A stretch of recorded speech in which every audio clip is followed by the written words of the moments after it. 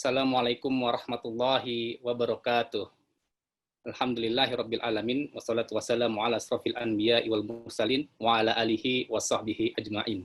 Subhanaka la ilma lana illa ma 'allamtana innaka antal alimul hakim wa la haula wa la quwata illa billahil aliyil adzim. Rabbi shrah li sadri wa yassir li amri wahlul 'uqdatam min lisani yafqahu qawli. Rabbi yassir wa la tu'assir rabbi tamim bi khair amma ba'd. Alhamdulillahirabbil alamin. Segala puji hanya milik Allah Subhanahu wa taala yang senantiasa memberikan kepada kita nikmat sehingga alhamdulillah pada kesempatan malam hari ini kita dapat kembali dipertemukan untuk kembali berthalabul ilmi. Shalawat beriring dengan salam kita haturkan kepada junjungan Nabi mulia kita Nabi Muhammad sallallahu alaihi wasallam beserta keluarganya beserta para sahabatnya dan insya Allah merambahnya kepada kita semua sebagai umatnya di akhir zaman yang senantiasa istiqomah menjalankan sunnah-sunnah beliau. Amin ya Allah ya rabbal alamin. Yang saya hormati dan kami muliakan karena Allah Subhanahu wa taala, guru kami Al-Ustadz Abi Maki yang alhamdulillah sudah bergabung di tengah-tengah kita, dan juga tidak lupa pula pada seluruh tim yang bertugas, tim panelis maupun teman-teman sahabat tuli dan juga seluruh ayah bunda jamaah Al-Movement yang dirahmati Allah Subhanahu wa taala. Semoga dimanapun kita berada, naungan serta rahmat Allah Subhanahu wa taala menyertai kita semua. Amin ya Allah ya rabbal alamin. Alhamdulillah senang sekali rasanya berjumpa kembali bersama guru kami Ustadz Abi Maki dan juga seluruh ayah bunda di hari Selasa 29 September 2020. Insya Allah kesempatan hari ini adalah episode terakhir dan juga 6 episode telah kita lalui. Insya Allah pada episode ke-7 ini tentunya tidak kalah menarik temanya. Kembali saya mengingatkan untuk pemenang di episode ke-6 kemarin. Saya akan membacakan para pemenangnya di episode ke-6, episode Tolha bin Ubaidillah, dengan pemilik akun yang pertama, Fing Aprilia, yang kedua, Wizhua, dan yang ketiga pemilik akun Lel _ Ya, baik, saya telah menyebutkan dan saya ulangi kembali. Yang pertama dengan akun Fing Aprilia, yang kedua dengan akun Wizhua, dan yang ketiga dengan akun Lel_mal, ya, maaf hari ini pemenangnya hanya 3 saja karena yang berpartisipasi mungkin lebih sedikit dari hari sebelumnya dan alhamdulillah saya ucapkan kepada para pemenang silakan untuk hadiahnya ataupun free giveaway-nya dapat langsung menghubungi admin Live Movement. Baik, saya ingin bertegur sapa dulu kepada guru kami Ustadz Abi Maki. Bismillahirrahmanirrahim. Assalamualaikum warahmatullahi wabarakatuh, Abi. Waalaikumsalam warahmatullahi wabarakatuh. Masya Allah. Apa kabar Mas Febri? Sehat semuanya? Alhamdulillah, Ana dalam keadaan sehat. Tapi kebetulan istri lagi dalam keadaan kurang sehat. Tapi mohon doanya. Mudah-mudahan segera sehat. Allah yafiha. Dan juga seluruh jemaah mohon doanya. Insya Allah semoga kita semua sehat semuanya. Amin. Amin ya Allah. Abi, di episode terakhir ini, Masya Allah, 6 episode, 6 sesi sudah kita lalui. Dan insya Allah sesi ke-7 ini salah satu episode ataupun sesi yang saya tunggu-tunggu, Bi. Adalah kita akan membahas daripada histori Al-Quran. Kalau kita bicara mengenai Al-Quran, tentunya bukan hanya bacaan saja dalam kehidupan kita sehari-hari. Masya Allah, kerasnya hati seorang Umar Ibn Khattab pun luluh dengan sepenggal bacaan surat Thaha aja, Bi. Masya Allah, inilah karunia terbesar dari ataupun mukjizat dari Rasulullah Sallallahu Alaihi Wasallam. Seperti apa sih, Bi, kisah dari turunnya Al-Quran ini, Bi? Langsung saja pemaparannya kita dengarkan dari guru kami, Ustadz Abi Maki. Tafadhol, Bi. Iya. Terima kasih, syukran. Bismillahirrahmanirrahim.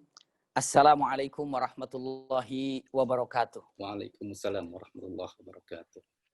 Innal hamdalillah nahmaduhu wa nasta'inuhu wa nastaghfiruhu wa na'udzu billahi min syururi anfusina wa min sayyiati a'malina. May yahdihillahu fala mudilla lahu wa may yudlilhu fala hadiyalah. Asyhadu an la ilaha illallah wahdahu la syarikalah taqriran bihi wa tauhidan. Wa asyhadu anna Muhammadan abduhu wa rasuluhu amma ba'du. Allahumma la sahla illa ma ja'altahu sahla wa anta taj'alul hazna idza syi'ta sahla. Allahumma inna nas'aluka hubbaka wa hubba man ahabbaka wa hubba amalin yuqarribuna ila hubbika bi rahmatika ya arhamar rahimin. Amin ya rabbal alamin. Alhamdulillahirabbil alamin. Mudah-mudahan kumpul kita melalui Zoom ini, melalui media ini, semoga seluruhnya berada dalam berkah dan ridha Allah Subhanahu wa taala. Amin ya rabbal alamin. Setelah kita mengetahui tentang asyara mubasysyirina bil jannah, mari kita melihat peranan dari seluruh para sahabat yang begitu indah dengan Al-Quranul Karim. Jadi Al-Quranul Karim ini bukan hanya semata-mata yang kita baca, yang kita pelajari, tidak memiliki ataupun hanya kita melihat, oh ini adalah mushaf, ini Quran, tapi tanpa mengetahui seperti apa sejarah Quran ini. Dalam waktu yang sangat singkat ini, insya Allah kita akan menyampaikan ataupun mempelajari sama-sama tentang Al-Quranul Karim ini. Walaupun dengan keterbatasan ilmu yang kami miliki, keterbatasan bahasa yang dapat kami rangkai, namun tanpa mengurangi rasa cinta kita kepada Al-Quranul Karim. Kalaulah seandainya kita ditanya dengan pertanyaan yang simpel saja ketika ditanya apa itu Al-Quran, ya, apa itu Quran? Quran itu apa ya? Gitu ya. Maka langsung saja saya tidak memperpanjang untuk jawabannya, tapi lebih cepat agar kita lebih mendapatkan hikmah daripada Al-Quran ataupun sejarah Quran ini. Jadi ketika ditanya apa itu Al-Quran, jawabannya satu. Quran itu adalah firman Allah. Turun kepada Rasulullah melalui malaikat Jibril, ketiganya. Ulangi lagi ya. Quran itu adalah firman Allah, diturunkan kepada Nabi Muhammad Rasulullah melalui malaikat Jibril. Di dalamnya mengandung mukjizat secara lafaz dan makna. Mukjizat, lafaz dan makna. Iya, di dalamnya mengandung mukjizat secara lafaz dan makna. Al-muta'abbid bitilawatihi, punten. Ketika kita membacanya, itu termasuk daripada ibadah yang sangat luar biasa. Bahkan tidak sah kita sholat kalau tidak membaca Quran. Bukankah suratul Fatihah itu adalah Al-Quran? Lalu setelah membaca suratul Fatihah, kita pun membaca surat yang kita hafal, yang kita bisa. Itu adalah yang berkaitan dengan ibadah. Quran itu berkaitan dengan ibadah. Sholat itu tiap hari kita kerjakan. Tapi kalau tidak bisa baca Quran, ataupun tidak baca Quran, tidak sah sholatnya. Selanjutnya, dengan nomor 5 ya, al-manqul ilaina bitawatir. Sampai ke kita bitawatir. Nomor selanjutnya ya, bahwa Quran itu sampai kepada kita dengan jelas sejarahnya. Jadi tidak ujuk-ujuk ada di tengah-tengah kita tanpa ada sejarah yang panjang, sejarah yang jelas seperti apa akhirnya sampai dibukukan atau dimusafkan atau berlembar-lembar. Iya. Selanjutnya al-mutahaddi bi aqsari surah. Jadi nomor 7, Quran ini punten di dalamnya ada tantangan kepada orang-orang kafir yang tidak percaya terhadap Al-Quran. Ada tantangan dari Allah Subhanahu wa taala. Iya, nanti kita bahas sedikit-sedikit untuk diulang. Selanjutnya di nomor 8-nya ini adalah mushaf ini ditulis daripada suratul Fatihah dan diakhiri dengan surat An-Nas. 8 poin. Ulangi lagi, jangan dilupakan. Apa itu Quran? Quran itu firman Allah. Tapi jangan dibilang firman Allah saja. Yang turun kepada Nabi Muhammad Rasulullah SAW. Kenapa? Injil juga itu firman Allah. Dulu, iya. Tapi sekarang sudah tidak ada Injil yang asli yang dimana saat itu diturunkan kepada Nabi Isa. Taurat juga ini adalah firman Allah. Quran juga firman Allah. Maka harus tegas. Firman Allah yang turun kepada Nabi Muhammad. Jadi kalau apa itu Taurat? Taurat ini adalah firman Allah yang turun kepada Nabi Musa. Apa itu Injil? Firman Allah yang turun kepada Nabi Isa. Begitu. Sama. Al-Quran itu firman Allah turun kepada Nabi Muhammad melalui ataupun biwasitati malaikat Jibril. Itu 3. Firman Allah turun kepada Nabi Muhammad dengan punten perantaraan malaikat Jibril. Harus tahu ini. Selanjutnya, al-mu'jiz fi lafdhihi wa ma'anihi. Quran ini mengandung mukjizat secara lafaz dan makna. Subhanallah.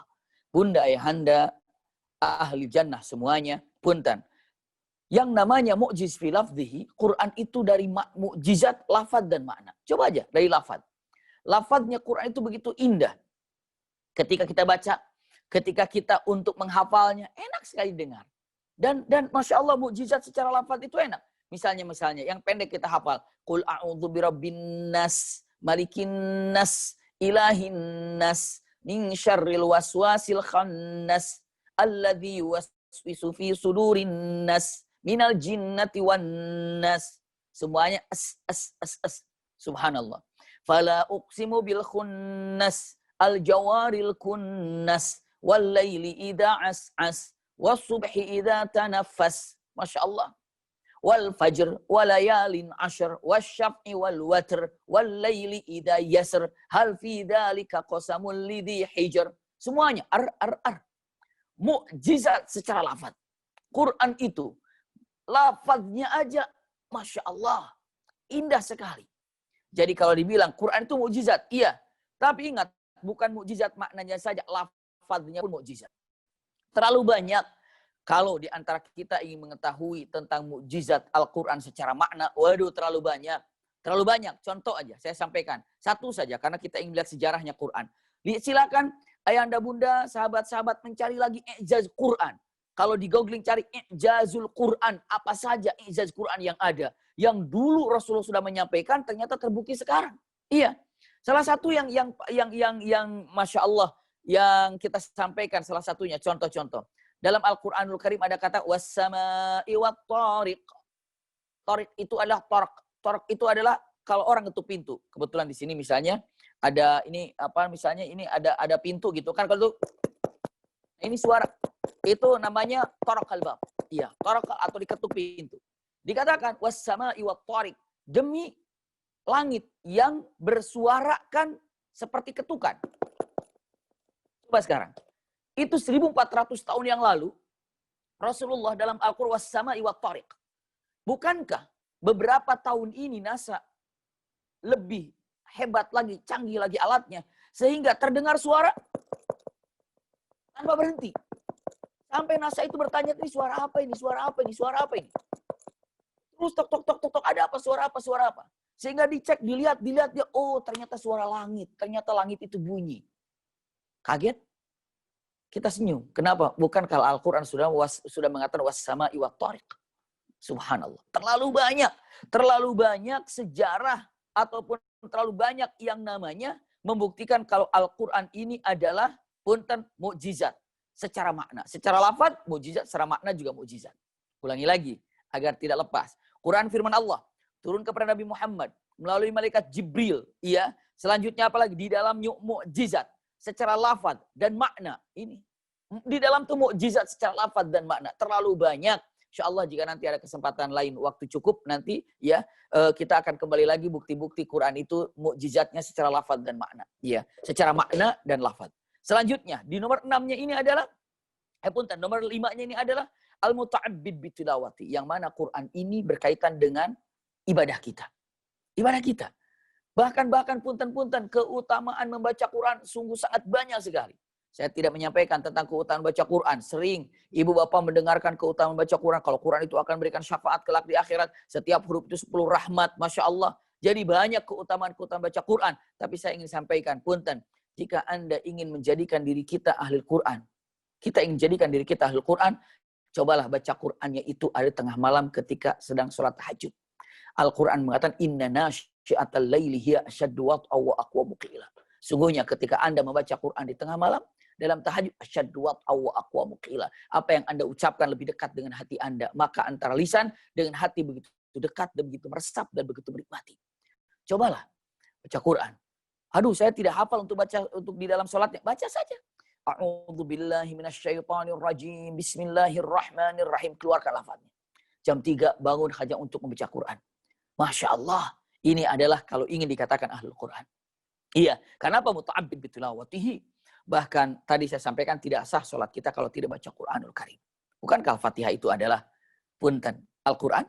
Dan Rasulullah mengatakan la sholata liman lam yaqra' bi Fatihatil Kitab. Tidak sah sholatnya kalau dia tidak membaca Al-Quranul Karim. Ini dia. Ya. Selanjutnya dengan mengatakan al-manqul ilaina bitawatir, yang sampai kepada kita dengan jelas. Nah, ini akan kita bahas tentang sejarah. Simpan dulu al-manqul ilaina bitawatir, yang sampai kepada kita dengan jelas sejarahnya Quran ini. Simpan dulu itu, iya. Saya loncat dulu nih ya. Al-mutahaddi bi aqsari surah. Di dalamnya ada tantangan kepada orang yang tidak percaya terhadap Al-Quranul Karim. Di dalamnya ada tantangan kepada orang yang ragu terhadap Al-Quranul Karim kalau Al-Quran ini firman Allah.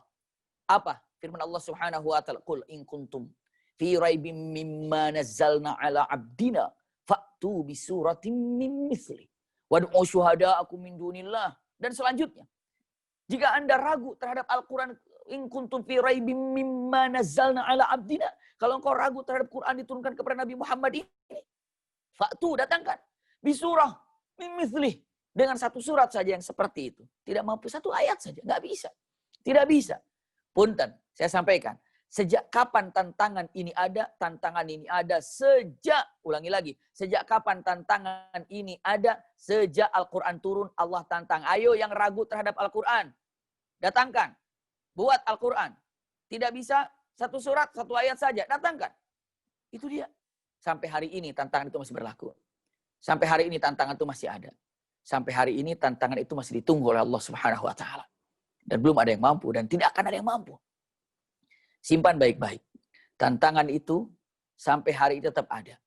Dan bukan hanya sekedar itu. Sekarang berapa banyak universitas-universitas sastra Arab di seluruh dunia kira-kira. Punten, berapa banyak orang yang belajar tentang sastra Arab. Tapi punten, sudah mendapatkan beberapa orang yang luar biasa tentang sastra Arabnya. Sampai profesor, sampai segala macam jurusan ahli bahasa Arab. Mampukah untuk membuat hal ini? Jawabannya adalah tidak mampu. Ya, dan jawabannya tidak akan pernah ada yang bisa. Subhanallah. Kita bangga.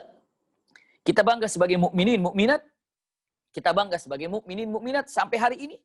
Al-Qur'an ini ada di dalam ayat tersebut menantang siapa yang tidak percaya terhadap Al-Qur'anul Karim. Kita selayaknya untuk bangga. Bangga dengan mengatakan apa? Bangga kita punya Quran yang di dalamnya Allah tanya, ayo yang ragu terhadap ayatku ini, datangkan. Sampai hari ini, tantangan itu masih berlaku. Dan sampai hari ini, bahkan sampai hari kiamat yang akan datang, tidak akan ada yang mampu untuk melakukan ini. Usikum wa iyaya nafsi bitaqwallah.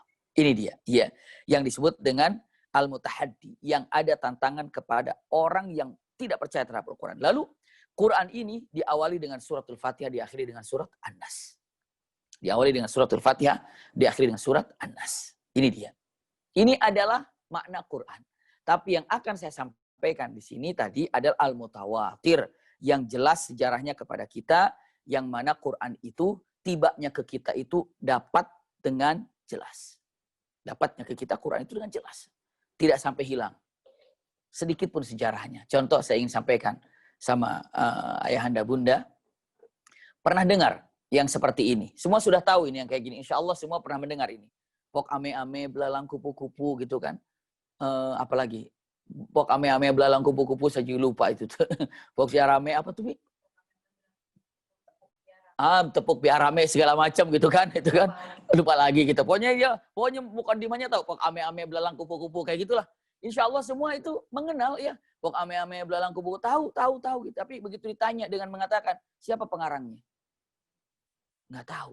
Bagaimana sejarahnya? Juga nggak tahu. Itu tidak mutawatir. Iya. Beberapa kita pernah mendengar apa yang disampaikan ternyata tidak tahu dari mana datangnya, itu tidak mutawatir. Tapi Al-Quranul Karim itu jelas datangnya. Itulah yang akan kita bahas. Usikum wa iyaya nafsi bitaqwallah. Hari ini kita akan melihat tentang sejarahnya Al-Quran itu bagaimana. Punten. Al-Quranul Karim. Iya, subhanallah. Quranul Karim, dikumpulkan Quranul Karim dalam 3 tahapan. Ulangi lagi. Quran dikumpulkan dalam 3 tahapan. 1, di zaman Rasulullah. 2, di zaman Abu Bakar. Yang ketiga, di zaman Utsman bin Affan. Ini sebagai ringkasannya. Iya. Jadi Al-Quranul Karim itu dikumpulkan dalam 3 tahapan. 1 di zaman. Punten, ulangi lagi. 1 ada di zaman Rasulullah. Iya. Yang kedua di zaman Abu Bakar. Yang ketiganya di zaman Utsman bin Affan. Ulangi lagi.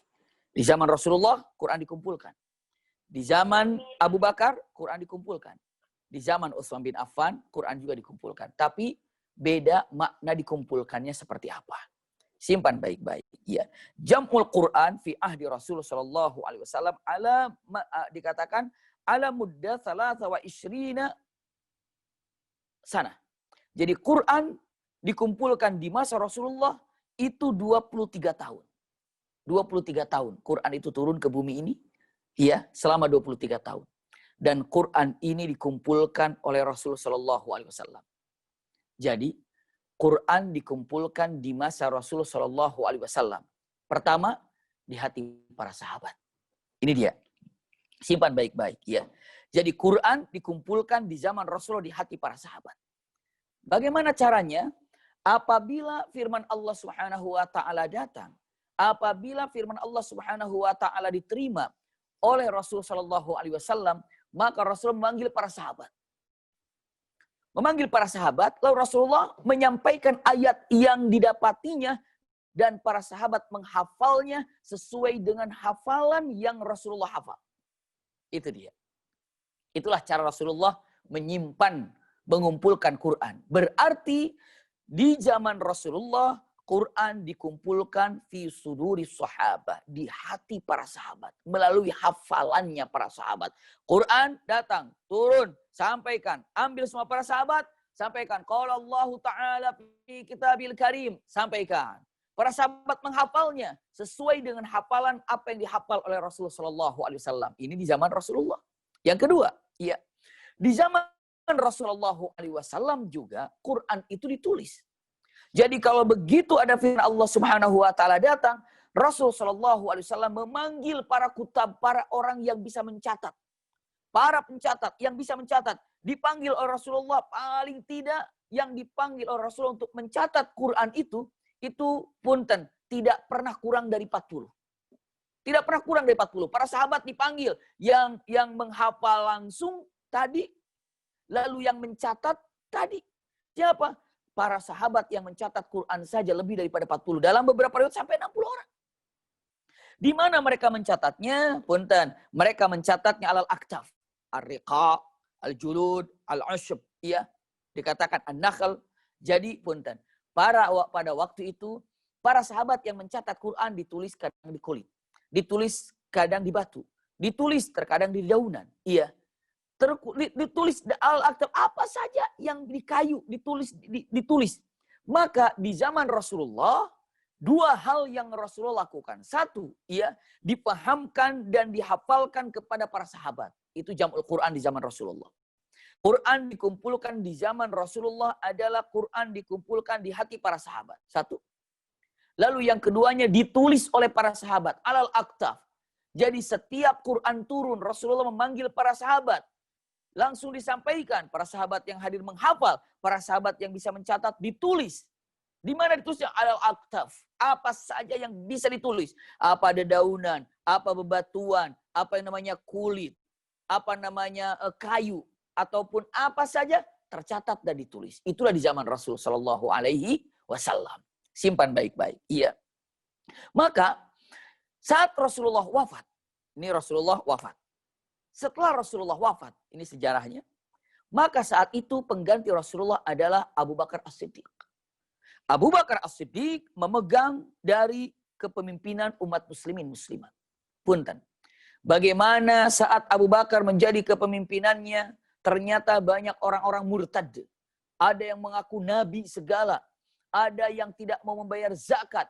Maka punten di zaman Sayyidina Abu Bakar peperangan demi peperangan terjadi. Lihat di pertemuan yang lalu dengan Asyar Basyirin Bil Jannah. Terjadi peperangan di zaman Abu Bakar. Itu kan ada Yarmuk juga itu adalah awalnya dengan Abu Bakar. Ada lagi perang Yamamah. Iya, Yamamah juga adalah perang, itu adalah perang Jisr. Itu juga di zaman Abu Bakar. Melawan orang-orang munafik. Punten. Melawan orang-orang murtad. Iya. Melawan orang-orang kafir. Dan simak baik-baik. Sekali perang, sekali berperang, umat muslimin yang wafat itu ratusan. Di Yamamah, ratusan yang wafat. Di Jisr, ratusan yang wafat. Maka dalam keadaan seperti ini, Umar ibn al-Khattab muntabih. Langsung berpikir mengatakan, kalaulah para sahabat wafat. Terus yang wafat itu mereka para huffazul Quran. Mereka itu adalah yang menghafal Quran, mereka itu yang Qurannya ada di dalam hatinya. Kalaulah seandainya pada wafat, siapa yang menjaga Quran? Itulah ide yang pertama kali dari Umar ibn Khattab. Subhanallah. Jadi Umar ibn Khattab dengan mengatakan kata-katanya, dengan ucapannya, ini bagaimana para sahabat banyak yang wafat. Kalau sudah para sahabat banyak yang wafat, berarti apa? Quran pun bisa jadi hilang. Maka Umar bin Khattab datang kepada Abu Bakar As-Siddiq. Singkat kisah. Assalamualaikum ya Khalifatul Rasul. Waalaikumsalam ya Umar, ada apa? Wahai Abu Bakar, saya melihat pertempuran terus terjadi. Banyak yang wafat, banyak yang meninggal. Saya melihat, ya, alangkah baiknya seandainya kalau Quran itu kita kumpulkan. Kita kumpulkan. Iya, kita kumpulkan. Kenapa? bukankah selama ini para sahabat itu hafal Quran, tapi lama-kelamaan ada yang wafat, terutama dalam peperangan. Dan kita tidak tahu peperangan yang akan datang seperti apa. Maka alangkah baiknya kalau seandainya Quran ini kita kumpulkan agar tidak hilang di muka bumi ini. Allahu Akbar. Umar Al-Faruq memberikan ide kepada Abu Bakar agar Quran ini dikumpulkan. Lalu apa? Subhanallah, iya. Allahu Akbar. Apa kata Abu Bakar As-Siddiq? Umar, saya tidak akan pernah mengerjakan apa yang tidak dikerjakan Rasulullah. Karena ini adalah takut bid'ah, kata Abu Bakar. Ini muhdats. Rasulullah tidak pernah mengumpulkan Al-Quran, maka aku tidak akan pernah mengumpulkan Al-Quran seperti kau sarankan. Rasulullah hanya mengumpulkan Al-Quran di hati para sahabat. Maka aku akan mengumpulkan Quran di hati semua orang-orang yang ada di sini. Dengan cara menghafalkannya. Dengan cara untuk menyampaikannya. Seperti itu. Umar bin Khattab berpikir, ya Rab, iya. Tapi walaupun dengan mengatakan mungkin sekarang ada ayah untuk mengajarkan kepada anaknya. Tapi kalau ayahnya wafat, terus anaknya belajar sama siapa nanti? Iya. Lalu ini wafat, ini wafat, ini wafat. Subhanallah, bagaimana cara untuk mengajarkannya? Maka kekeh Umar bin Khattab datang lagi dengan mengatakan, Masya Allah, dikatakan, Juhdu Umar bin Khattab hattat ma'anna wan syarah qalbu Abu Bakar.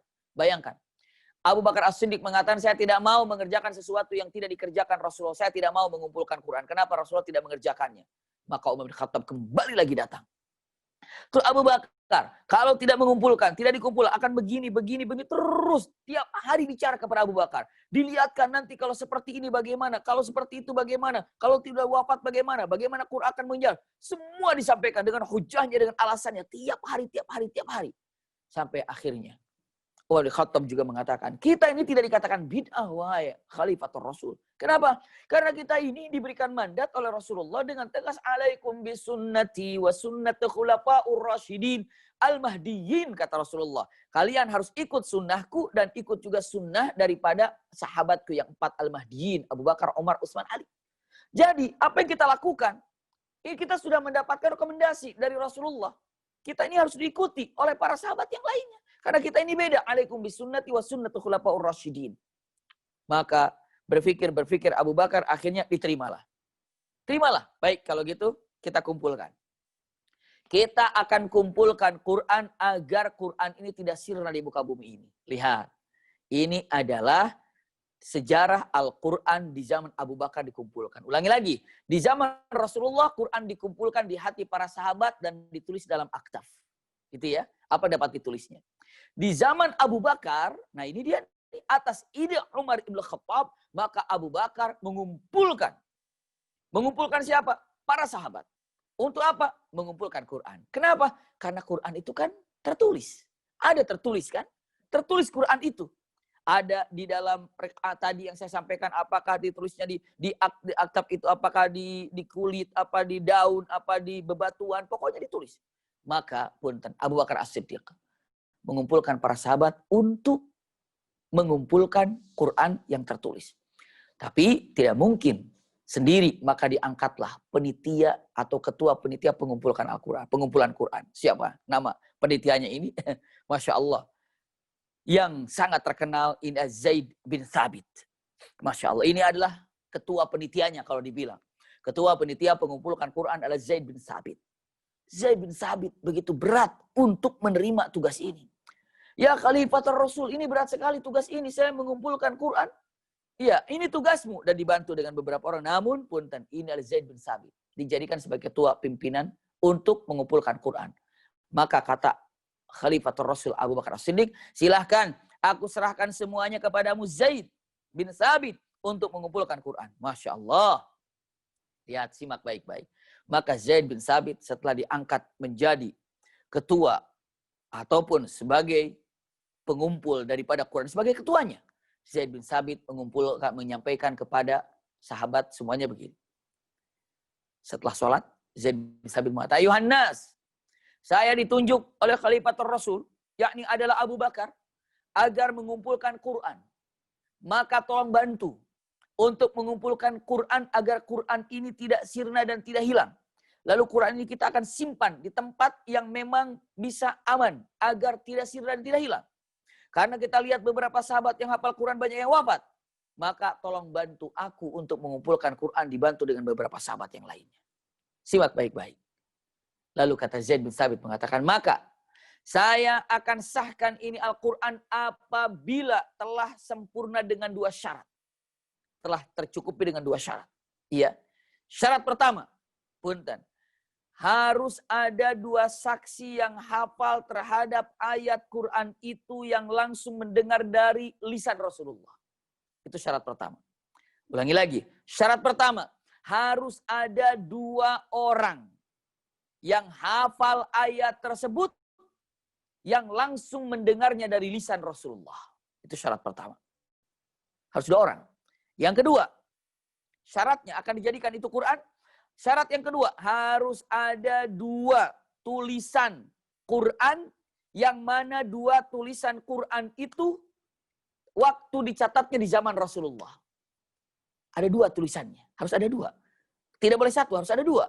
Tadi 2 orang yang hafal, tapi langsung mendengar dari Rasulullah. 2, harus ada catatan, 2 tulisan, tapi ditulisnya di zaman Rasulullah. Siap? Sepakat. Masya Allah. Lihat setiap habis sholat. Zaid bin Thabit berada di depan dan para sahabat di bawah semuanya. Kita mulai daripada suratul Fatihah, ayat pertama. Bismillahirrahmanirrahim. Ayo, siapa yang bersaksi? Siapa yang hafal langsung dari lisan Rasulullah? Surat pertama, Al-Fatihah, ayat pertama. Para sahabat angkat tangan semuanya. Coba, cukup 2 orang aja. Coba baca.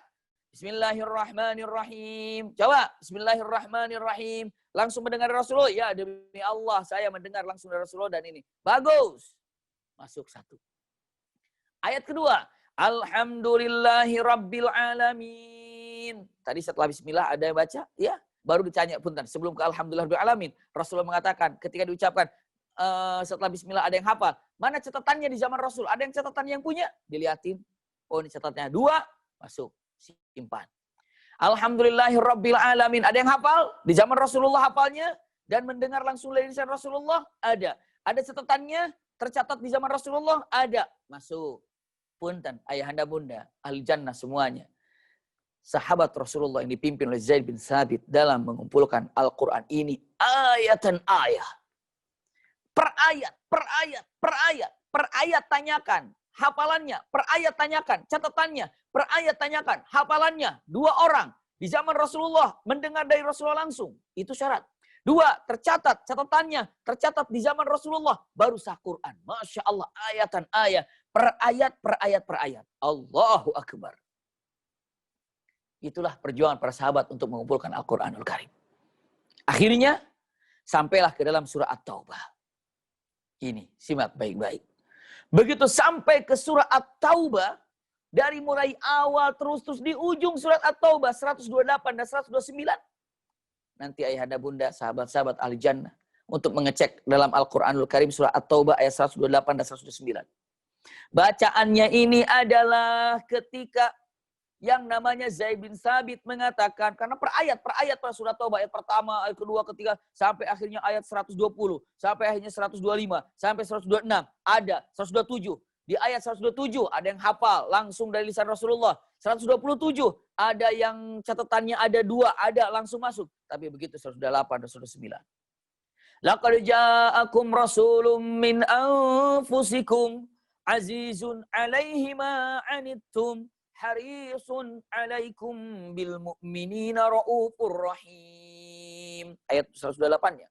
Fa in tawallaw faqul hasbiyallahu la ilaha illahu alaihi tawakkaltu wa huwa rabbul arsyil azim. Alaihi tawakkaltu wa huwa rabbul arsyil azim. Punten. Begitu ditanya oleh Zaid bin Thabit, apakah hafal kalian semuanya? Angkat tangan. Yang langsung dengarnya dari lisan Rasulullah, menghafalnya dari lisan Rasulullah, ada cukup 2.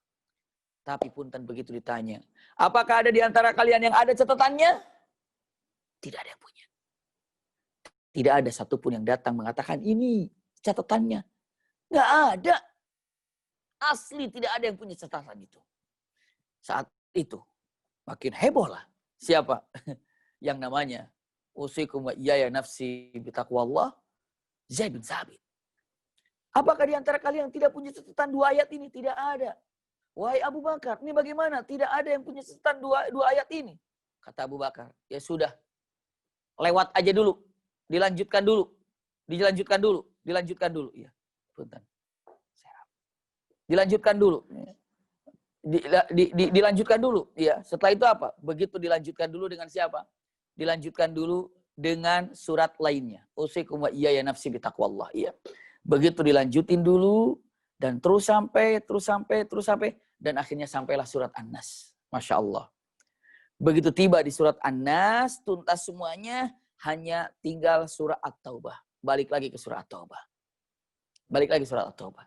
Lalu punten, Zaid bin Thabit mengatakan, para sahabat semuanya, sahabat Rasulullah SAW, Quran semua telah selesai. Sudah dikumpulkan. Suratul Fatihah ini, yang tertulisnya, Suratul Baqarah ini, surat ini, ini. Semua sudah tercatat. Belum dibukukan.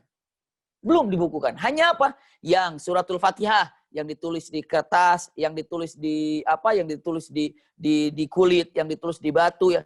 Jadi ini Suratul Fatihah, simpan di sini. Satu pojok sini. Suratul Baqarah karena banyak, simpan satu pojok ini. Ini surat misalnya surat selanjutnya taruh sini. Surat taruh simpan di sini. Masya Allah. Jadi satu ruangan itu adalah Al-Quranul Karim. Satu ruangan itu Al-Quran. Fatihah di sini, surat ini di sini, surat ini di sini, di sini, di sini. Terus jadi satu rumah itu adalah Al-Quranul Karim isinya. Belum tertulis catatan nulis belum. Iya, waktu itu. Zaman Abu Bakar. Hanya disimpan agar tidak hilang. Quran itu ada. Dikumpulkan. Al-Aqtaf, dikumpulkan semuanya, disimpan dalam satu rumah.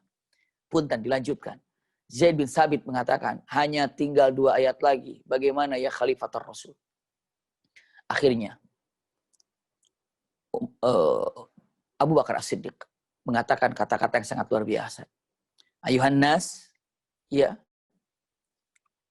besok, semua tidak ada kegiatan apa-apa kecuali cari. Mungkin di rumah kalian ada tersisa, tercatat. Surat At-Taubah ayat 128 dan 109. Cari semuanya. Mungkin ketemu. Subhanallah. Bayangkan. Padahal setiap ada surat yang diturunkan oleh Allah kepada Rasulullah melalui malaikat Jibril, Rasulullah manggil para sahabat yang menghafal iya, yang mencatat iya. Qadarullah. Saat itu, punten. Setiap surat yang ditanya catatan ada lebih banyak yang tertulis di zaman Rasulullah dan di depan Rasulullah tercatatnya. Tapi saat itu surah At-Taubah 128 dan 129 tidak ada yang memilikinya. Lalu kata subhanallah Abu Bakar As-Siddiq, kalau nanti malam di waktu Isya kumpul lagi, lalu tidak ada lagi yang memiliki catatan daripada surah apa? Surah At-Taubah 128-109, maka dua ayat ini akan dikeluarkan dari Al-Quran. Kata Abu Bakar. Kenapa? Karena tidak sampai sempurna memiliki apa? Memiliki tercatat. Sudah, kalau tidak ada nanti setelah sholat Isya, simpan, keluarkan. 2 ayat ini tidak ada lagi di dalam Al-Quranul Karim. Tidak ada lagi. Iya, tidak ada lagi dalam ayat ini. Usikum wa iyaya nafsi bitaqwallah. Apa yang terjadi? Simpan baik-baik. Begitu di Isya'nya, Abu Bakar As-Siddiq mengumpulkan para sahabat. Dan siap-siap Abu Bakar As-Siddiq untuk bertanya.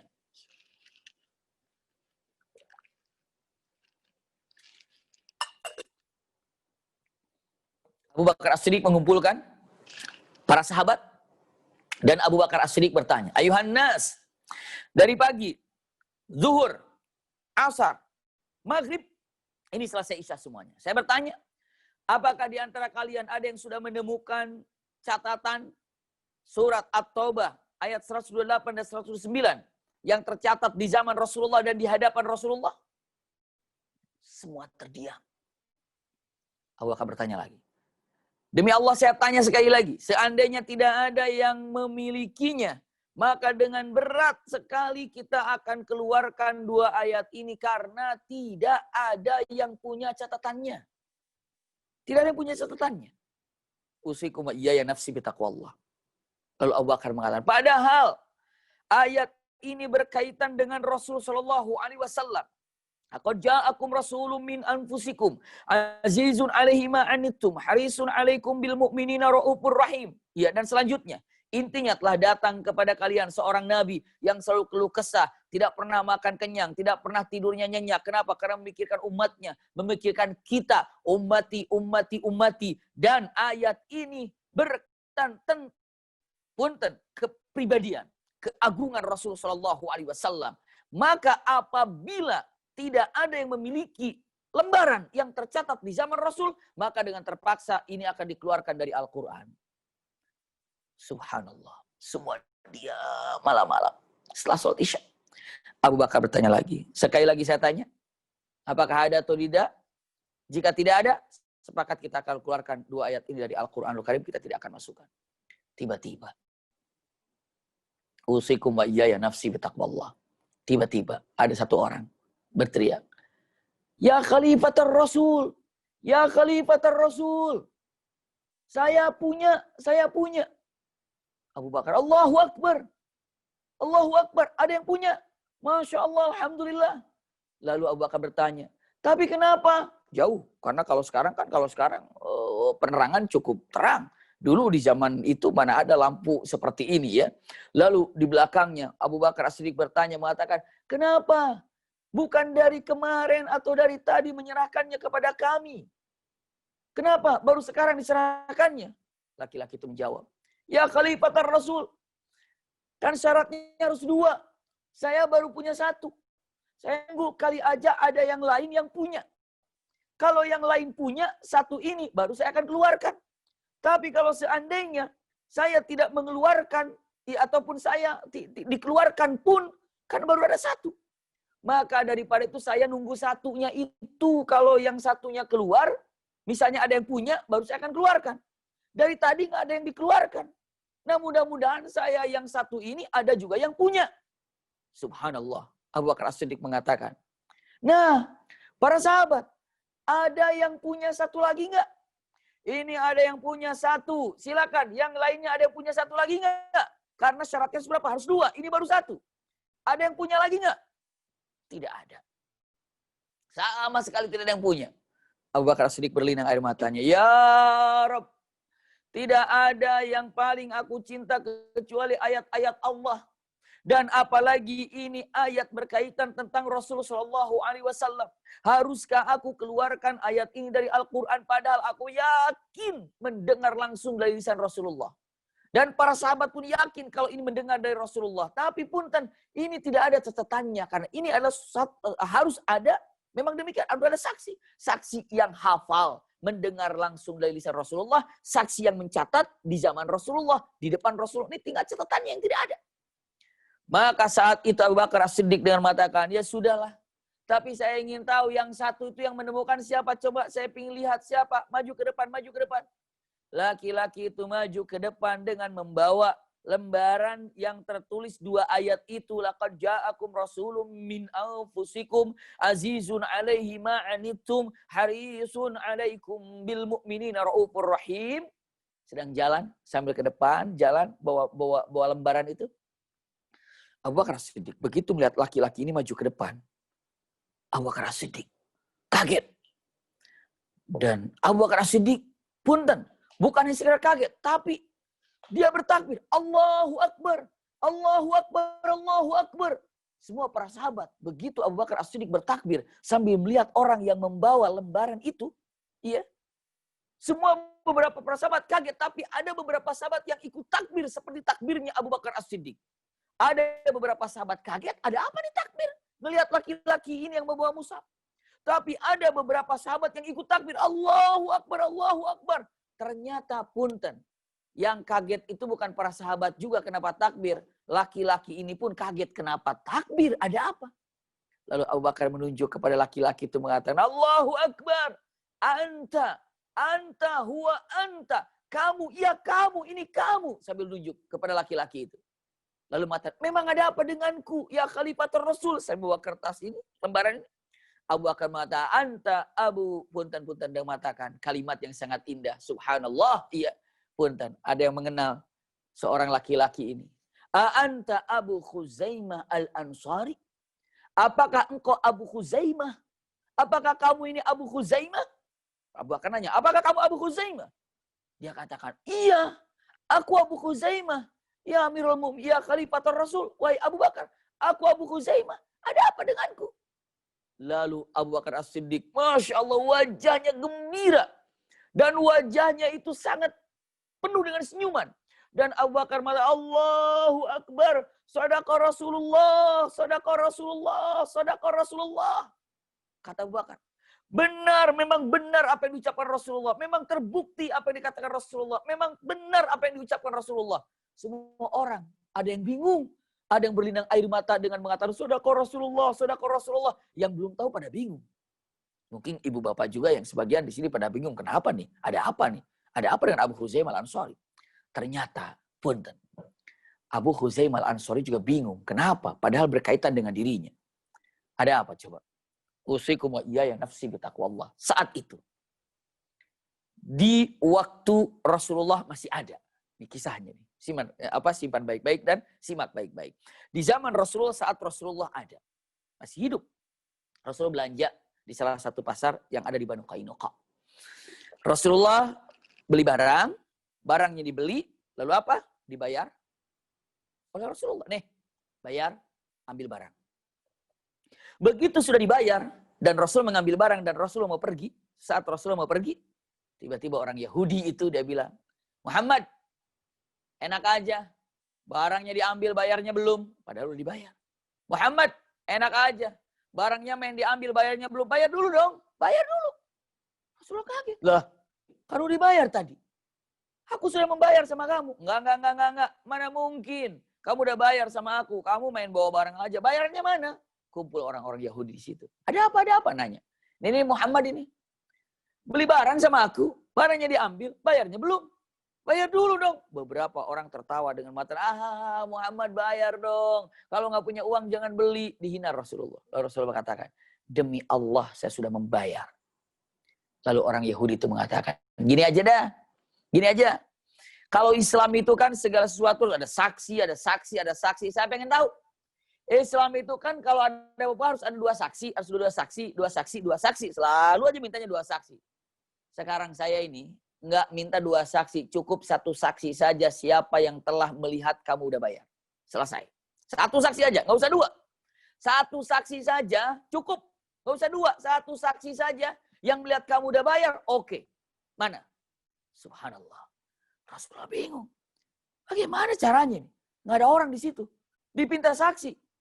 Siapa yang akan menyaksikan kalau beliau udah bayar? Tertawa orang-orang Yahudi. Menghina Rasulullah. Mengatakan, ini dia. Islam itu agama apa? Dikit-dikit saksi. Mesti dua saksinya. Kita mau perlu satu saksi aja. Ternyata apa? Nggak bisa kamu buktikan. Mana sekarang? Dihina Rasulullah, diejek Rasulullah. Rasulullah apa yang sudah lakukan saat ini? Tiba-tiba ada seorang laki-laki dan mengatakan kata-katanya dengan ucapannya. Ada apa ini? Ada apa? Ya. Lalu mengatakan kata Rasulullah ini, saya tadi bayar, lalu saya sudah bayar. Ternyata dia katakan tidak. Padahal aku sudah membayarnya. Tapi dia katakan tidak. Lalu dia sekarang minta saksi kalau kau sudah membayarnya. Kata Rasulullah. Laki-laki itu, lalu laki-laki yang baru datang itu mengatakan, saya saksinya. Kalau Muhammad Rasulullah telah membayar. Saya saksinya. Kalau beliau telah bayar. Saya saksinya. Kata laki-laki ini. Diamlah orang Yahudi itu. Diamlah orang Yahudi itu. Karena saya bersaksi kalau Muhammad Rasulullah tadi telah membayarnya. Diam Yahudi. Lalu Rasulullah jalan. Lalu kata Rasulullah mengatakan. Siapa kamu? Aku Abu Khuzaimah ya Rasulullah. Masya Allah. Abu Khuzaimah. Iya. Perkenalan dengan Rasulullah saat itu. Baru Rasulullah mengatakan. Asyahidta. Apakah kau telah menyaksikan aku membayar uang itu? Abu Khuzaimah mengatakan. Saya tidak melihatnya ya Rasulullah. Saya tidak melihat kamu bayar ya Rasulullah. Rasulullah, bagaimana kau bersaksi? Aku telah membayarnya. Sementara kamu tidak menyaksikannya. Apa? Dengan mengatakan, aku tidak perlu menyaksikan engkau membayarnya. Tapi cukup saja aku bersaksi engkau sebagai Nabi dan Rasul. Mustahil dan sangat-sangat mustahil untuk tidak jujur. Sangat mustahil kalau dusta. Anda sebelum menjadi Nabi dan Rasul saja sudah mendapatkan gelar Al-Amin. Apalagi sudah menjadi Nabi dan Rasul. Cukuplah aku mengatakan 2 kalimat syahadat bahwa engkau ini adalah utusan Allah, sudah selesai semuanya tanpa lagi melihat apa yang engkau kerjakan, apa yang kau ucapkan. Aku percaya. Masya Allah, ini Abu Huzaimah Al-Ansari. Senyum Rasulullah SAW. Lalu saat itu Abu Huzaimah Al-Ansari dibawa ke masjid oleh Rasulullah. Ya Abu Huzaimah, ayo ke masjid dulu. Saya juga mau ke masjid. Datang ke masjid. Masuk ke masjid, didapatinya para sahabat sedang berkumpul. Termasuk di masjid itu ada Abu Bakar As-Siddiq. Abu Bakar As-Siddiq ada di sana. Dan para sahabat sedang berkumpul. Bunda, ayahanda, subhanallah. Sahabat-sahabat live movement dimanapun berada. Begitu usikum wa iyaya nafsi bitaqwallah. Abu Bakar masuk dan membawa siapa? Dan membawa Abu Huzaimah Al-Ansari. Rasulullah katakan sambil membawa Abu Huzaimah Al-Ansari, kata Rasul begini. Ayuhan nas, sahabat-sahabatku yang sedang berkumpul di masjid ini. Sejenak, sebentar, perhatikan aku. Kata Rasulullah, semua para sahabat melihat. Termasuk Abu Bakar, ada apa nih Rasulullah? Dari instruksi apa nih?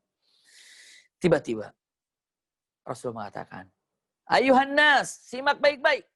Lihat orang ini. Hafalkan wajahnya. Hafalkan namanya. Lihat wajahnya. Hafalkan wajahnya. Dan ingat namanya. Namanya adalah Abu Huzaimah Al-Ansari. Sudah hafal wajahnya? Coba lihat semuanya wajahnya sudah dihafalkan? Sudah. Sudah tahu namanya Abu Huzaimah ini? Sudah? Sudah. Dengarkan. Idza syahida fasyahiduhu kasyahidain. Allahu Akbar. Dengarkan. Ini, orang ini, ya, apabila satu saat nanti dia bersaksi, maka kesaksian satu orang ini sama dengan 2 kesaksian. Allahu Akbar. Abu Huzaimah Al-Ansari. Rasulullah mengatakan, "Faidza syahida fasyahiduhu kasyahidain. Idza syahida fasyahiduhu kasyahidain." Apabila nanti dia ini bersaksi, maka kesaksiannya satu orang ini sama dengan 2 kesaksian. Berlinang air mata Abu Bakar dan para sahabat ketika mengenang kisah ini di saat Abu Huzaimah membawa satu tulisan tentang surat At-Taubah di ayat 128-129. Allahu Akbar. Luar biasa. Iya. Maka apa yang dilakukan oleh Abu Bakar As-Siddiq dengan mengatakan kalimatnya, ya Aba Huzaimah, iya. Bukankah engkau yang dikatakan fa idza syahida idza syahida fasyahidu kasyahidain? Masih ingatkah dengan kisah ini ya Aba Huzaimah? Abu Huzaimah mengatakan, ya ingat Abu Bakar, ya Khalifatul Rasul. Ya saya ingat itu. Allahu Akbar. Berlinang juga air mata Abu Huzaimah Al-Ansari. Yang bersangkutan aja lupa kalau dirinya itu mendapatkan gelar apabila bersaksi 1 sama dengan 2 kesaksian. Maka Abu Bakar membawa kertas ini ataupun mushaf ini ataupun lembar ini lalu sambil mengatakan Allahu Akbar, sempurna mengumpulkan Quran, sempurna mengumpulkan Quran, maka lengkaplah Al-Qur'anul Karim. Punten. Ini luar biasa. Siapa yang menyelamatkan Rasulullah dari fitnahnya? Siapa yang menyelamatkan Rasulullah dari fitnahnya orang-orang Yahudi? Abu Huzaimah Al-Ansari. Syariatnya. Dan siapa yang menyelamatkan 2 ayat yang berkaitan dengan Rasulullah ini? Juga Abu Huzaimah Al-Ansari. Seakan-akan dengan mengatakan, jangan sampai lupa kepada Abu Huzaimah Al-Ansari yang telah menyelamatkan Rasulullah. Satu di dunia saat dihina oleh orang-orang Yahudi. Yang kedua, menyelamatkan 2 ayat yang berkaitan dengan Rasulullah SAW. Allahu Akbar.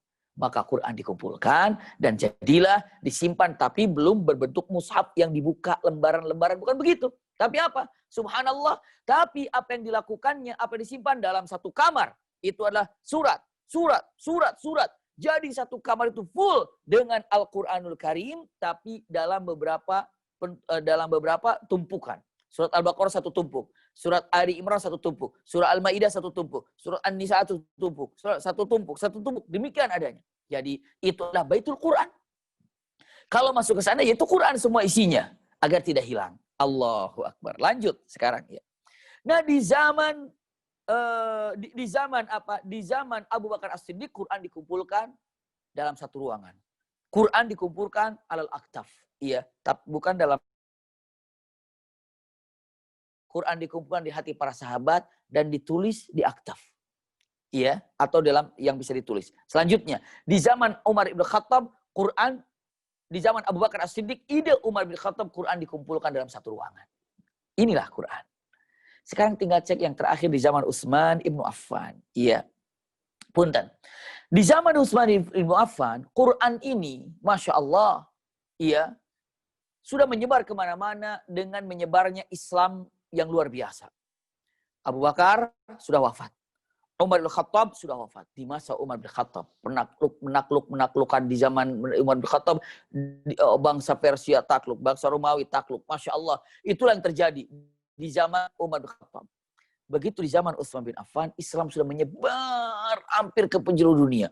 Ke penjuru dunia. Maka punten. Saya sampaikan gini. Singkat saya sampaikan, mudah-mudahan bisa konsentrasi dan bisa memahaminya.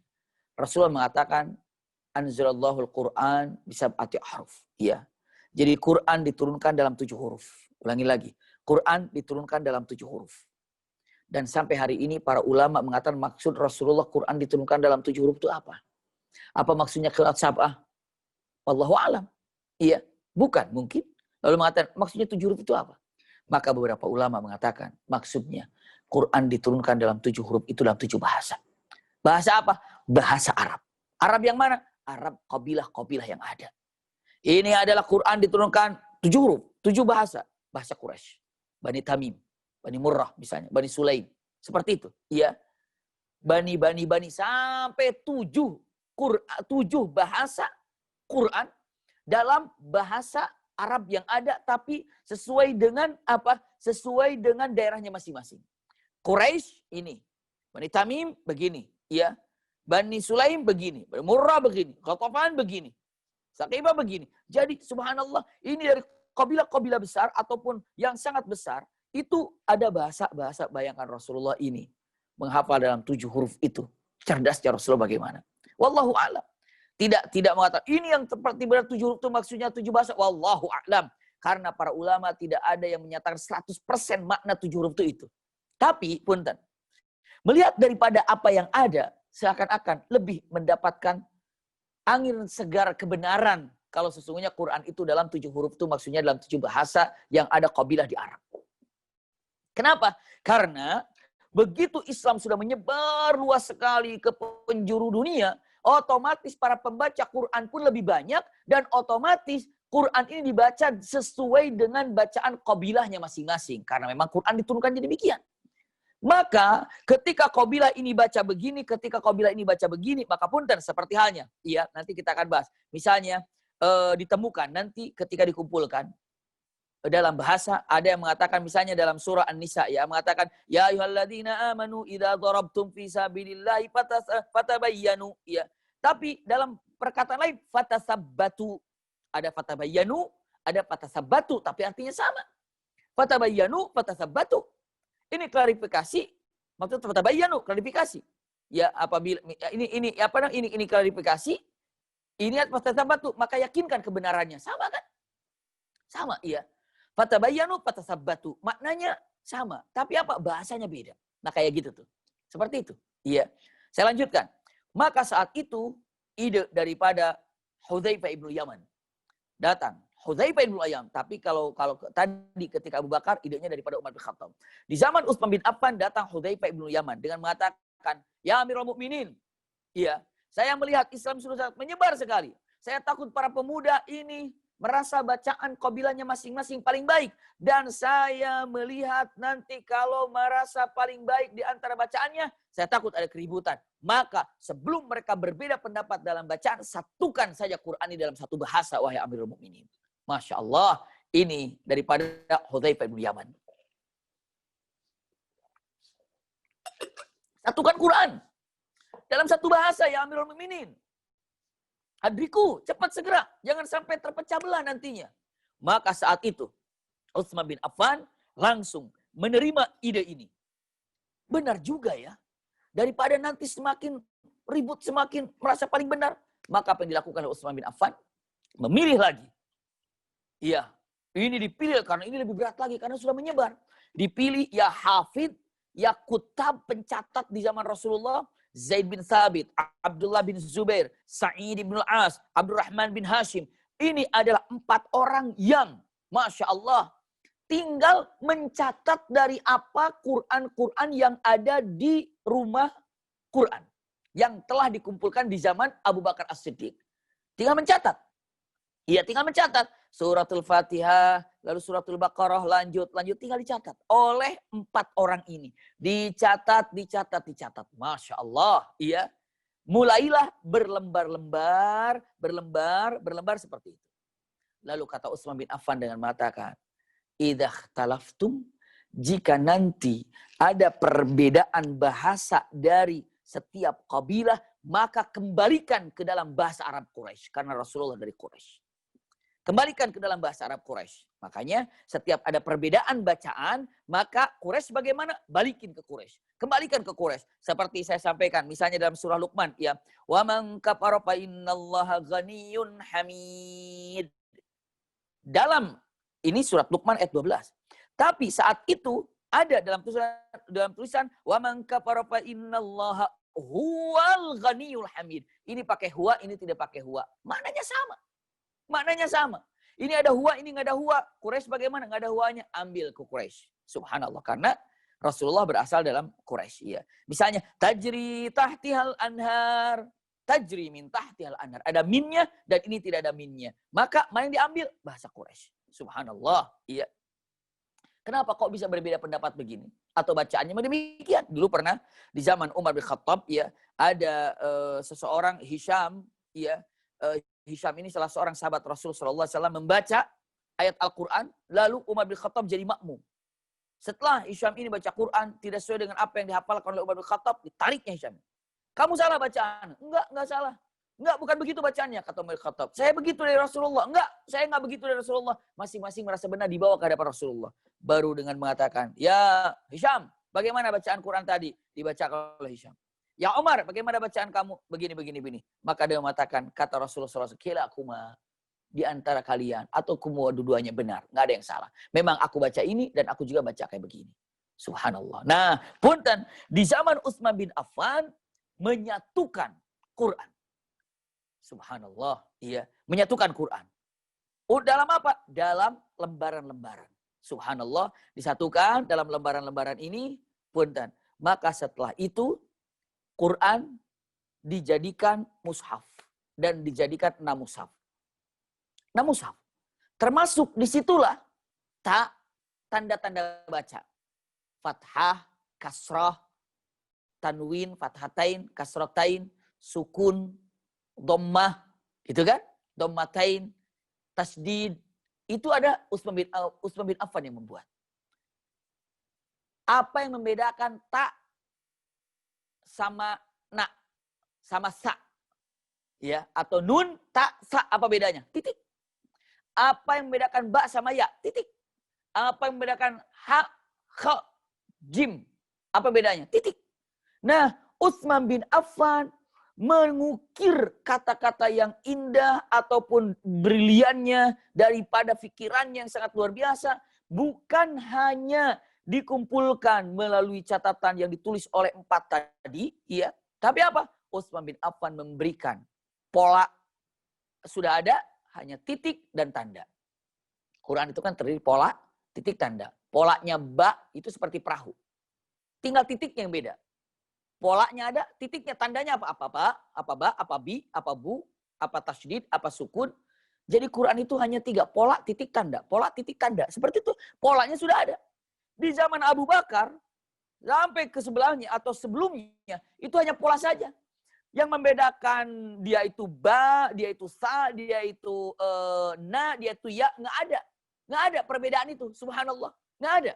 Tapi di zaman Utsman bin Affan dikasih tanda. Itu bacanya ba, bi, bu, nggak ada. Tanda, nggak ada harokat. Tapi Utsman bin Affan berikan harokat. Masya Allah. Bayangkan. Betapa dahsyatnya Utsman bin Affan ini mendapatkan pahala setiap orang yang membaca. Jadi itu menjadi mudah kita untuk baca. Orang kita mah ada titiknya, nggak ada titiknya aja susah untuk bacanya. Masih a, i, u. Iya. Seperti itu. Kenapa? Apalagi nggak ada titik dan tandanya. La haula wala quwata illa billah. Maka sampai hari dikatakan khat Utsmani. Ini ada disebutnya khat Utsmani. Khat Utsmani. Karena Utsman yang berpahalakan demikian dan gagah luar biasa. Masya Allah. Ya. Ini kata-kata yang sangat luar biasa. Pegang baik-baik. Ya. Usikum wa iyaya nafsi bitaqwallah. Di mana Quran ini yang 6 ini? Quran ini yang 6 taruh di Madinah 1. Makkah, Kufah, Basrah, Syam, lalu di rumahnya Utsman bin Affan. 6. Ulangi lagi ya.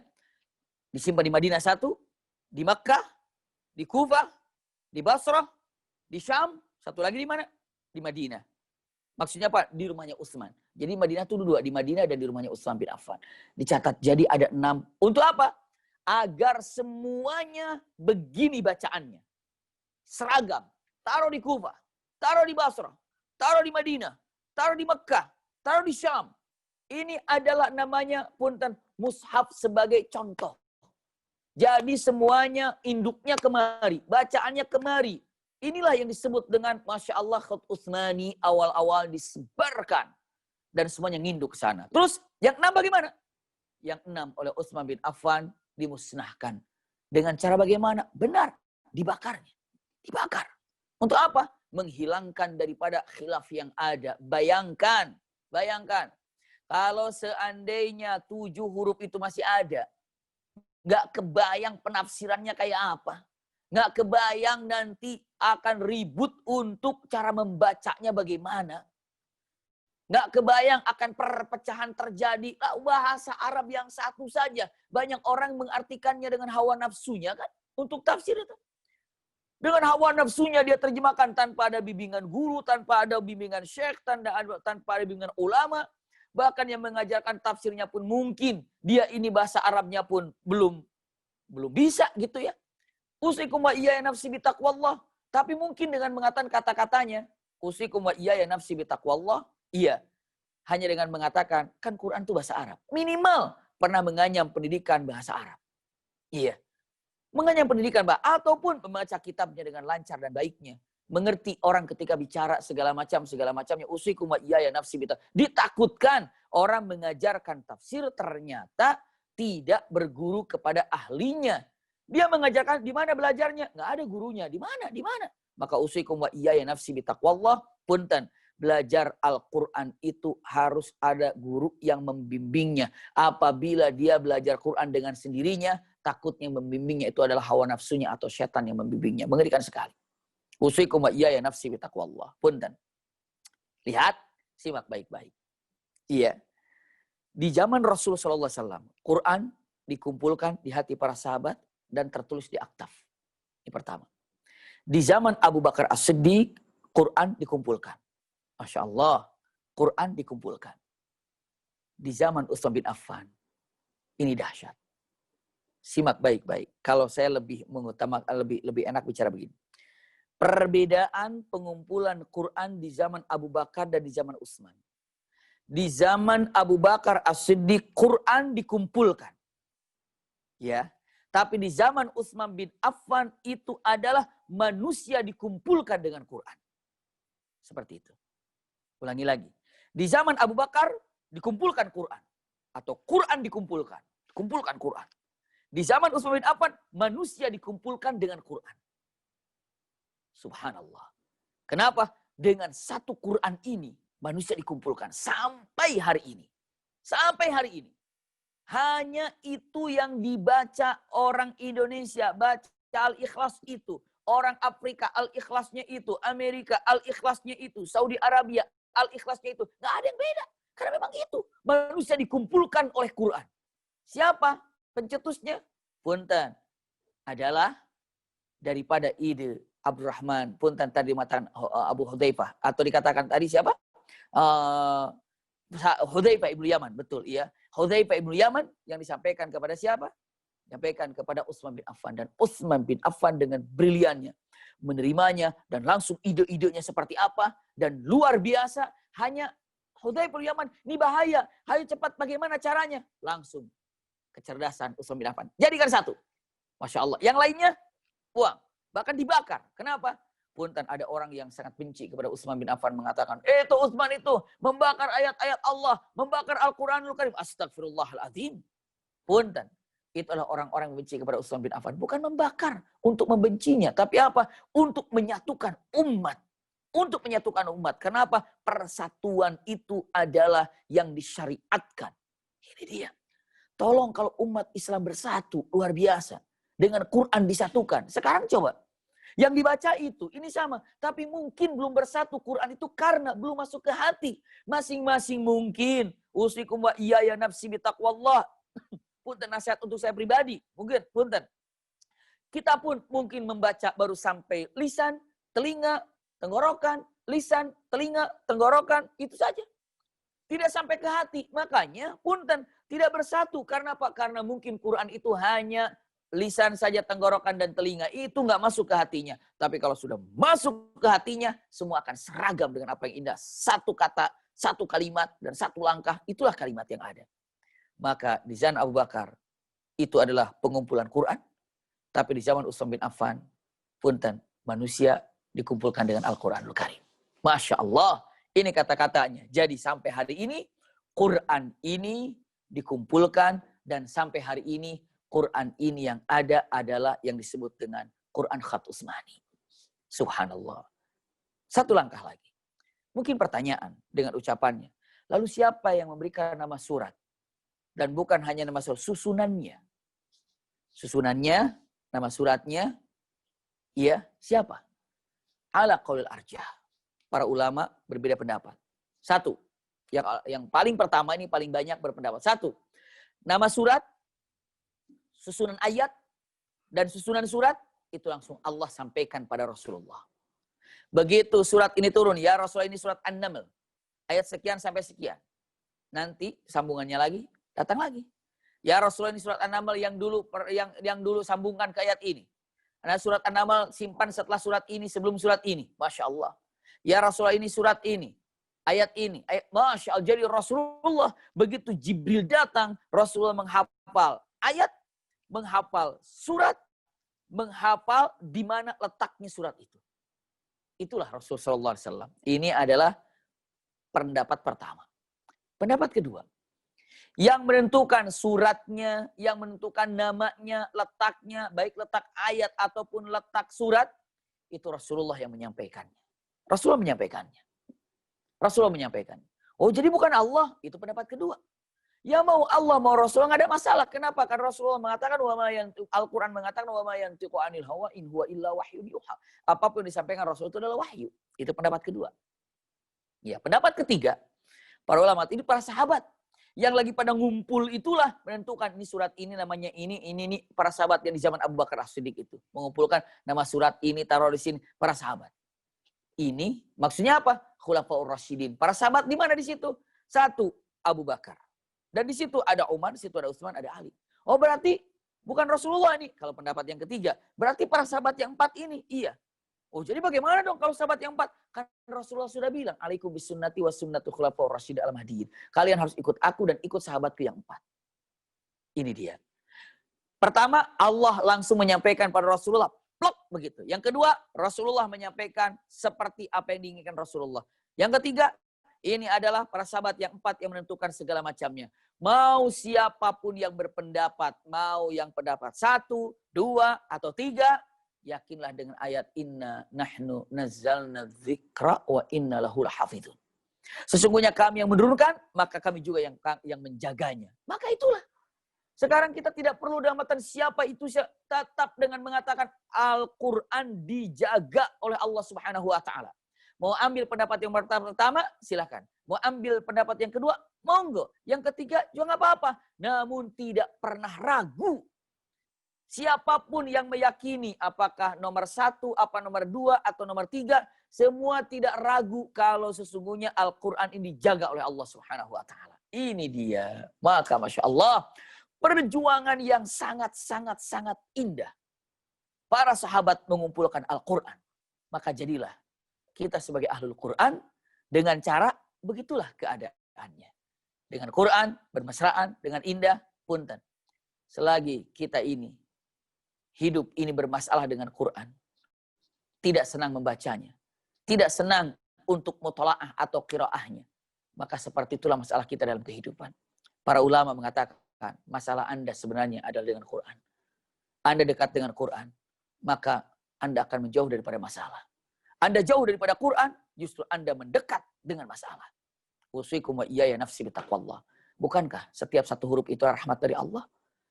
Kalau misalnya alif lam mim itu bukan 3 dapatnya, tapi 30. 30 rahmat dari Allah. Mau dikasih apa?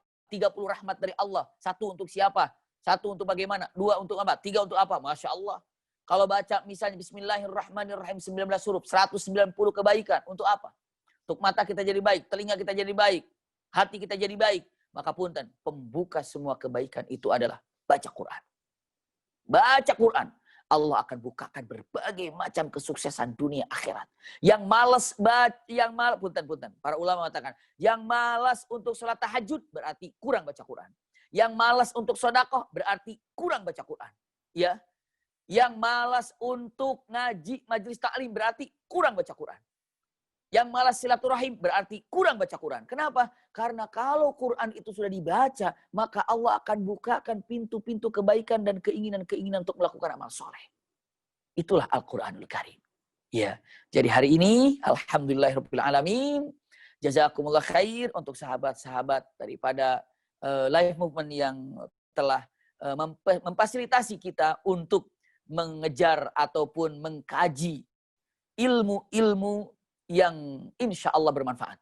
Dari mulai Khulafaur Rasyidin, lanjut kepada Asyar Mubasysyirin bil Jannah, bahkan singkat barusan kita melihat sejarah Al-Quran itu seperti apa. Kenapa? Karena sekarang kita tahu, Quran yang kita pegang ini ternyata luar biasa sejarahnya.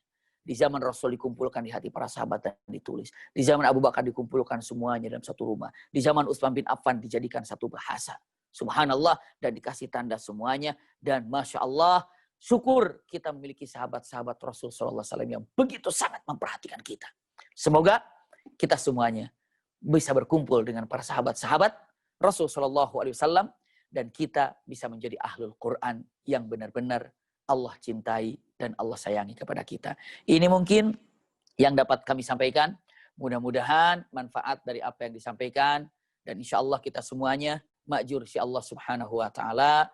Jazakumullah khair. Ala husni istimaikum, lakum minni al-hubbu wa du'a. Wassalamualaikum warahmatullahi wabarakatuh. Waalaikumsalam warahmatullahi wabarakatuh. Masya Allah, Abi, terima kasih atas pemaparannya. Semoga untuk kita semua, baik yang berbicara maupun yang mendengarkan, Allah senantiasa ganjar pahala dan kebaikan buat kita semua. Amin ya Allah. Ya Amin ya Allah. Rabbal. Dan semoga seluruh jamaah di sini yang tadi mendengarkan, buat kita mobil khusus, dapat menjadi orang-orang yang ahli Al-Quran. Amin ya Allah. Amin. Amin. Abi, berhubung ini sesi terakhir, boleh Bi sedikit Al-Fakir, saya ingin bertanya buat Abi. Silakan. Kita buka sedikit sih tanya jawab ya, Bi. Bi, tadi Abi sudah menjelaskan bahwasanya setelah Al-Quran itu dibentuk secara mushaf oleh Utsman bin oleh Utsman. Bentar. Yang tadi Suara ulangi gimana? Oh iya, apaan? Itu Bi, tadi kan Abi udah menyebutkan bahwasanya ketika Al-Quran dibentuk mushaf yang 6 tadi itu Bi oleh Utsman, gimana Bi cara penyebarannya setelah Al-Quran 6 itu dibentuk secara mushaf, penyebaran ke seluruh penjurunya itu seperti apa itu Bi? Terima kasih. Iya. Setelah 6 mushaf itu disimpan di Kufa, di Basra, di Madinah, di Mekkah gitu ya. Maka cara penyebarannya apa? Masing-masing para gubernur yang ada di sana ya memanggil semua kutab yang ada, para pencatat semuanya, dan untuk mencatat masing-masing dan disampaikan lagi ke daerahnya masing-masing. Dan ini adalah sebagai apa? Boleh dibilang masternya. Ya, ini masternya. Jadi semuanya yang ahli Kufa, ayo yang mau catat semuanya kumpul. Jadi semuanya mencatat. Dari 1 dicatat lagi oleh para penulis menjadi 10. Dari 10 ini mencatat lagi, mencatat. Masya Allah. Jadi seperti itulah penyebarannya. Ya, jadi penyebarannya seperti itu. Jadi disimpan masternya, misalnya di Kufa, orang-orang pada datang ke masjid itu, lalu dibuka satu-satu, misalnya ada siapa, ada berapa penulis sekarang, ada 40, ayo semuanya. Mulai dari awal, bismillahirrahmanirrahim, catat, alhamdulillahirabbil alamin. Ya tinggal disampaikan, gini dibacakan semuanya kayak diimla, kayak didikte gitu ya. Catat sampai selesai, baru ada tasihnya bagaimana cara pembenarannya. Setelah itu kalau sudah pas benar, baru yang ini dikirim lagi ke daerah. Terus seperti itu. Maka akhirnya sampailah ke seluruh dunia dan sampai akhirnya ada percetakan Quran indah-indahnya itu saat ini. Jadi, punten, para sahabat, ini adalah ketika sampai ke beberapa tempat, manggil semua para kutab dan untuk mencatat disebarkan lagi dengan catatan-catatan mereka. Wallahu a'lam bishawab. Masya Allah. Masya Allah, terima kasih Bi. Jadi memang penyebarannya dari yang 6 tadi yang setelah Usman bikin ya Bi ya. Berarti sebelum Usman bikin yang tadi Abi sebutin itu memang secara khusus belajarnya melalui seperti talaki Bi ya. Sebelum ada mushaf itu ya Bi ya. Sebelum ada mushaf itu mereka itu langsung ya menghafalnya demikian.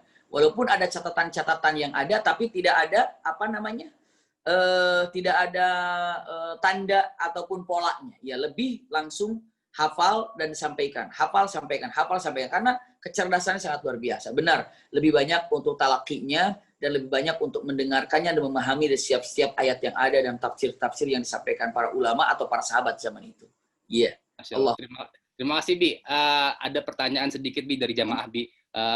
Ustadz, bagaimana menurut Abi dengan 7 atau 10 qiraah dalam pembacaan Al-Quran? Itu aja Bi pertanyaan Bi. Iya, bismillahirrahmanirrahim. Ini adalah satu ilmu yang sangat luar biasa ya. Jika seandainya di antara kita bisa mengetahui tentang bacaan qiraat sab'ah itu, ya.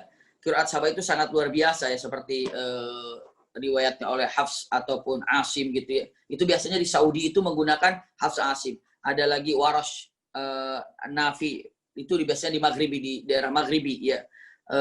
Di Libya itu Nafi. Saya banyak tulisan-tulisan tentang masalah, tapi secara jujur saya juga tidak bisa untuk mempraktekkan bacaan-bacaan di qiraat sab'ah ini. Ya, ada kuliah yang memang memahami ataupun membaca tentang qiraat sab'ah ini seperti apa. Mungkin satu waktu kita harus belajar untuk mendengarkan orang-orang yang membacakan berbeda-beda tentang qiraat sab'ah itu seperti apa. Seperti itu. Kenapa? Karena untuk mendengarkan agar tidak hilang. Iya. Namun yang namanya ini adalah ilmu yang sangat luar biasa. Mungkin di PT IKI itu dipelajari ya. Kalau untuk masalah qiraat sab'ah seperti itu, tata cara ataupun bacaannya seperti apa. Kenapa? Seperti misalnya kita selalu mendengar, kadang-kadang Masya Allah, ada ketika mau jadi imam, imamnya langsung melihat ke belakang. Lalu saya akan bacakan Al-Fatihahnya dengan qiraat sab'ah ini. Atau dengan qiraat ini. Makanya kita harus dengar, oh ternyata insya Allah, Masya Allah indah sekali ya. Seperti ihdinas siratal mustaqim gitu ya. Tidak sih, tapi pakai dikitnya seperti itu. Iya. Insya Allah mudah-mudahan di antara kita, keluarga kita, mungkin ada yang bisa mempelajari tentang qiraat sab'ah. Dan ini baik sekali sebagai ilmu yang sangat luar biasa. Ya. Kita hanya bisa pernah mendengar dan menyaksikan, oh ini qiraat sab'ah. Tapi Masya Allah biasanya orang-orang yang qari itu sangat menguasai tentang bacaan-bacaan seperti itu. Wallahu a'lam. Silakan. Masya Allah. Satu pertanyaan lagi Bi dari jamaah. Assalamualaikum Abi. Mau bertanya terkait Hafsah yang katanya menjaga Al-Quran. Apakah itu benar Bi? Jazakumullah khair. Iya. Tadi yang di zaman Abu Bakar, mushaf bukan mushaf. Aktaf itu dikumpulkannya di rumah Hafsah. Iya. Para ulama dengan mengatakan demikian, jadi itulah penjaga Quran. Jadi rumah Sayyidah Hafsah itu dijadikan tempat untuk menyimpan Quran tadi. Maka dikatakan penjaga Quran itu di sana. Iya, karena bertahun-tahun beliau menjaga zaman Abu Bakar, di zaman Umar, terus dijaga itu. Di rumahnya itu tentang Al-Quran. Maka dikatakan kemuliaan Hafsah diantaranya adalah menjaga aktaf Quran di rumahnya. Wallahu a'lam. Iya. Baik, makasih Abi. Satu pertanyaan terakhir Bi terkait pertanyaan jemaah. Bi, bagaimana mendidik anak-anak untuk menjadi anak yang lebih cinta kepada Al-Quran Bi? Metode-metodenya mungkin bisa dijelaskan Bi. Iya. Bismillahirrahmanirrahim. Jujur saja, untuk mendidik anak membaca Quran itu adalah sejak awal memang harus diadakan ataupun dibacakan. Dengan cara bagaimana?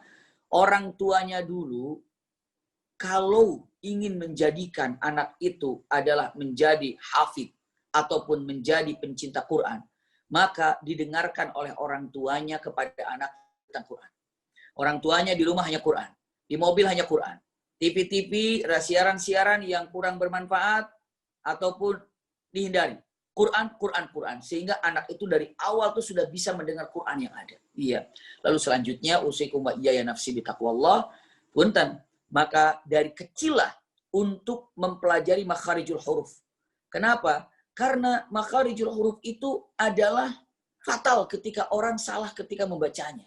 Bisa maknanya salah, bisa artinya juga salah. Maka usikum wa iyaya nafsi bitaqwallah. Pertama kali orang tuanya sering-sering membaca Quran, dengar-dengar kata Al-Quran, maka anak akan ikut mengikutinya. Selanjutnya, punten, mungkin kalau seandainya bisa untuk saat-saat ini, bukan mungkin sudah selesai pandemi gitu ya, bisa mendatangkan seorang guru yang memang khusus untuk mengajarkan anak-anak Al-Quran. Ya, mungkin fisikanya oke, matematikanya oke, tapi tolong sisipkan dalam seminggu sekali saja anak itu dididik oleh seorang ustadz alim yang bagus bacaan Qurannya.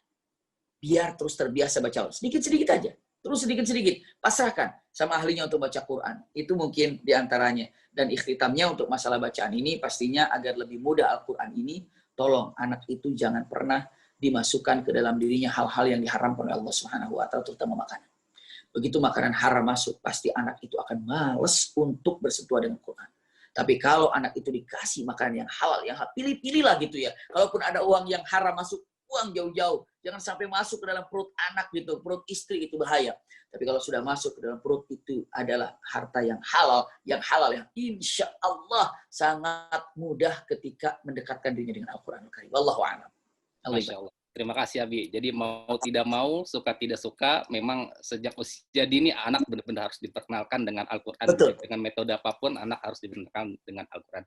Masya Allah Abi, terima kasih Abi. Dengan selesai kajian kita hari ini, selesai pula 7 series, 7 episode yang telah kita bahas. Masya Allah Abi, saya mengucapkan terima kasih dan juga seluruh tim, baik panelis maupun ayah bunda jamaah sekalian.